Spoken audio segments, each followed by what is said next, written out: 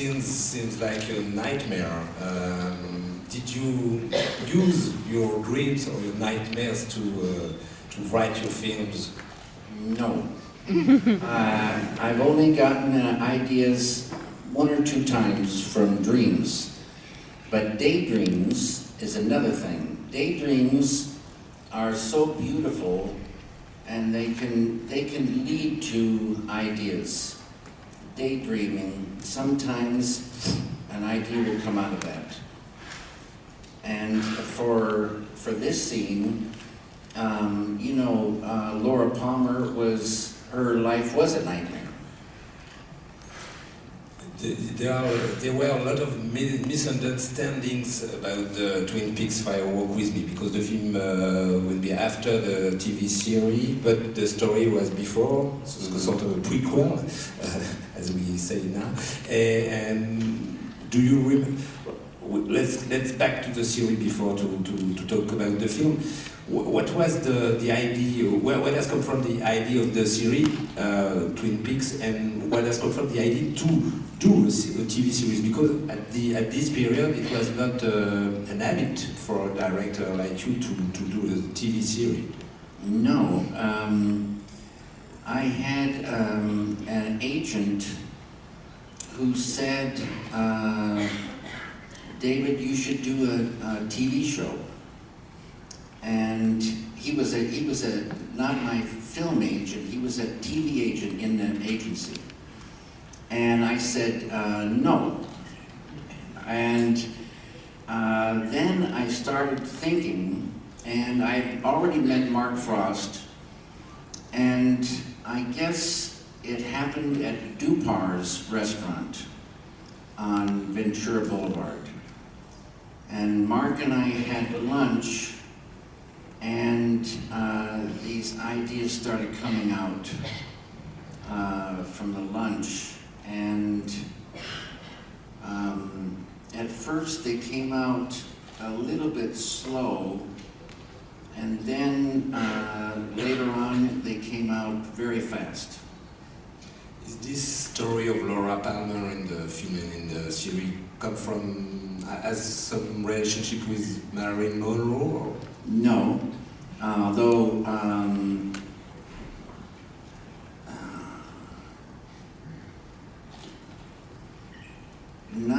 not at all. But Mark and I were, for a while, we met to work on a film called Goddess, based on Marilyn Monroe, and but that never happened because in the book that we were following said that the Kennedys killed Marilyn Monroe, so it wasn't a very popular idea.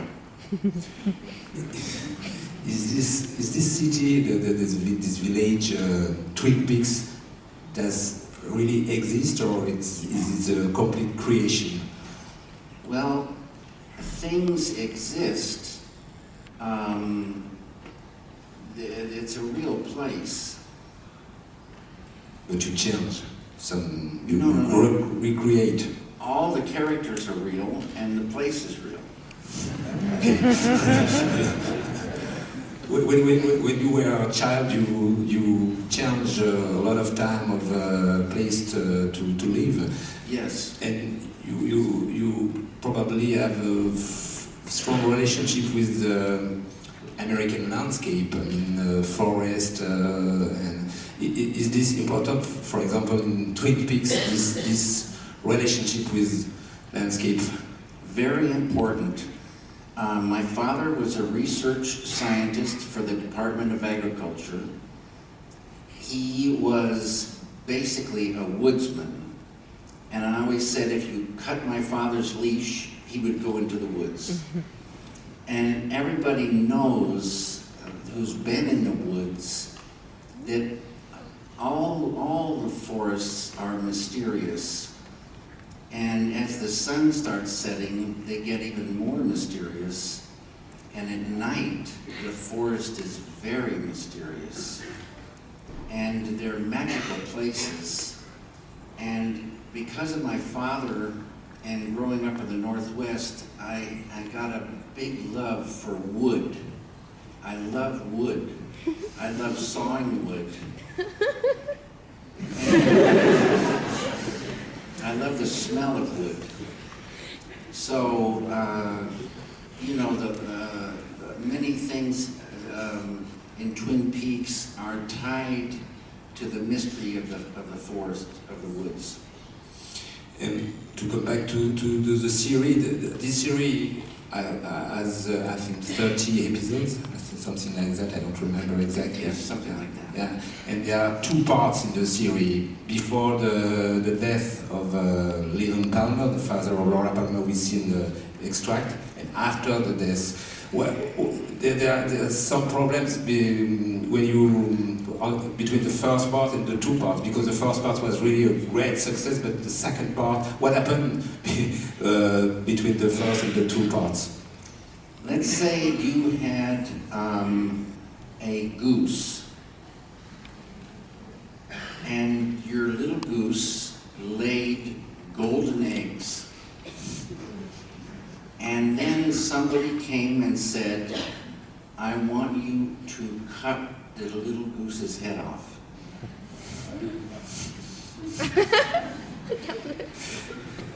You shoot while at also during this period of shooting of why did you choose to shoot Sailor Elula during this period of Twin Peaks? I read the book Wild at Heart by Barry Gifford, and when I read it, I really liked the story. And as I've said, Barry Gifford writes very short chapters, and they're kind of impressionistic, but they plant seeds in the mind that can sprout. So I'm seeing a bigger and bigger world, and also at this time in America, things were kind of going very crazy. There's a violent, crazy time, and it married to the book, and I thought this is a very great love story in hell. To come back to Twin Peaks Fire Walk With Me, the film was presented in Cannes in 1992, I think so, and it was a sort of a disaster because the film was not really appreciated by the festival at this time. But one year after or something like that, a lot of people tells me, "Oh, it's a very good film, it's a masterpiece." Why?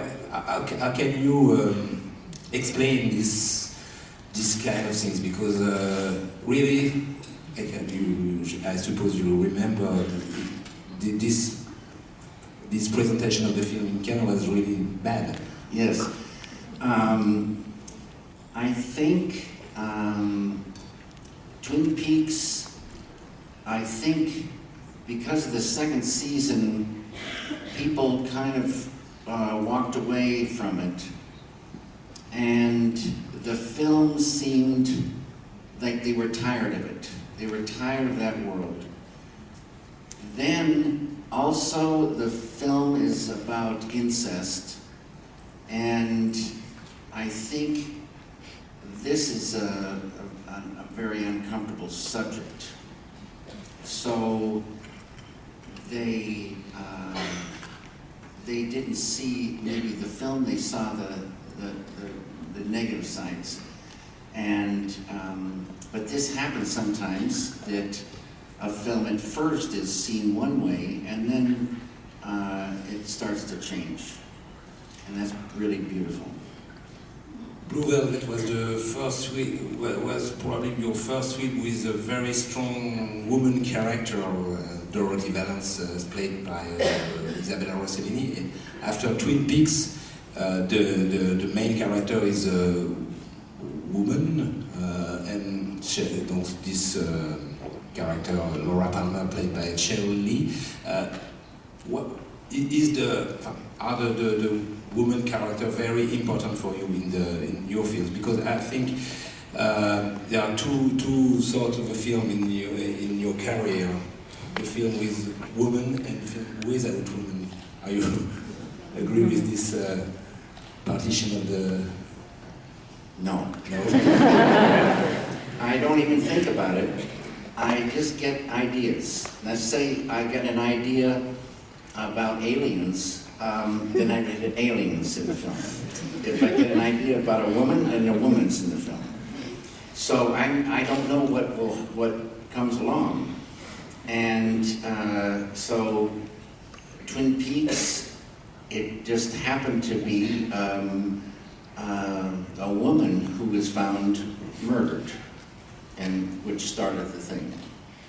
About this kind of thing, do you like crime stories or in literature? I like mysteries, and I like.